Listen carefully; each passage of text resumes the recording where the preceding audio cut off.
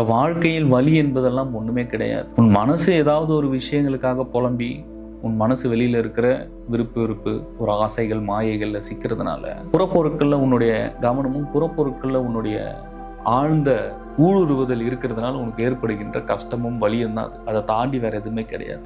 ஏன் புறப்பொருட்கள் இந்த மனசு போய் மாட்டிக்குது அப்படின்னா, இது தன்னுடைய இருப்பிடத்திற்கு வர தெரியல மனசுக்கு. இதுதான் பிரச்சனை. அப்ப மனசுக்கு தன்னுடைய இருப்பிடத்திற்கு வர தெரியாததுனால அது என்ன பண்ணுறதுன்னா கம்ப்ளீட்டா போயிட்டு ஆப்போசிட்ல இருக்கிறதுக்கிட்ட மாட்டிக்குது, சிக்கிக்குது. தான் எங்கிருந்து வந்தன்றதே தெரியாம போய் மாட்டிக்குது, வழி தெரியாம. ஒரு ஆடு இருக்கு, ஒரு மாடு இருக்கு, மற்ற ஜீவராசிகள் எல்லாமே இருக்குன்னா நீங்க கரெக்டா வீட்டுல இருந்து அதை திறந்து விட்டீங்கன்னா அது வெளியில இருக்கிற எல்லா இடத்துலயும் போய் மேய்ஞ்சிட்டு மறுபடியும் வந்து அது எங்க இருந்து போச்சோ அந்த இடத்துல வந்து தானா வந்து உட்காந்துக்கும். இதுதானே ரியாலிட்டி. அப்போ அதுக்குண்டான வழிகள் எப்படி தெரியுதுங்க?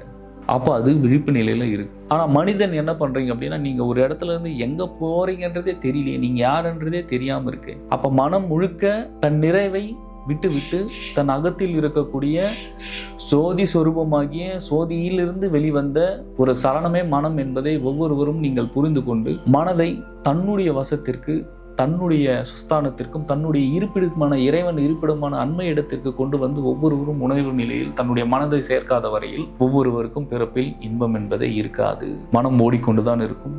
அது எவ்வளவு பணம் இருந்தாலும் சரி, எவ்வளவு பேர் இருந்தாலும் சரி, எவ்வளவு புகழ் இருந்தாலும் சரி, எதுவுமே இங்கே உதவாது.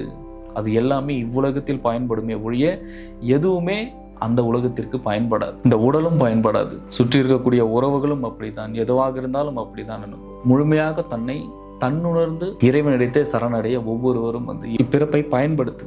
இப்பிறப்பில் பிறவா நிலையை எப்படி பெறுவது என்பதை ஒவ்வொருவரும் பிரம்மயோகம் போன்ற உயர் ரக பயிற்சிகளில் ஈடுபட்டு தன்னை தான் மேம்படுத்திக் கொள்ளுங்கள். தன் அகத்தில் எப்பொழுதும் விழிப்பு நிலையில் தன்னை தக்க வைத்துக் கொள்ளப்பார். விழிப்பற்ற நிலையில் நீ செயல்படும் போது நீ செயல்படும் அனைத்து விஷயங்களுமே செயலற்றவைதான், பயனற்றவைதான் என்பதை ஒவ்வொருவரும் தன்னுணர்வோடு புரிந்து அமைதி எனும் பெருங்கடலில், அமைதி எனும் பெரும் சொரூபத்தில் ஒவ்வொருவரும் செல்லக்கூடிய ஒரு நாள் உங்களுக்கு வரும். அவ்வே ஞானம். ஞானம் இல்லையெனில் வாழ்வது கடினம். ஞானமே இறைவனின் பேரருள் என்பதை ஒவ்வொருவரும் அணிந்து உணர்ந்து தன்னை ஒரு அமைதி எனும் பெருவழியில், ஆனந்தம் எனும் பெருவழியில் ஒவ்வொருவரும் இறைவனிடத்தை செல்லக்கூடிய ஒரு நல்வழியை ஒவ்வொருவரும் தெரிந்து வைத்துக் கொள்வது நல்லது.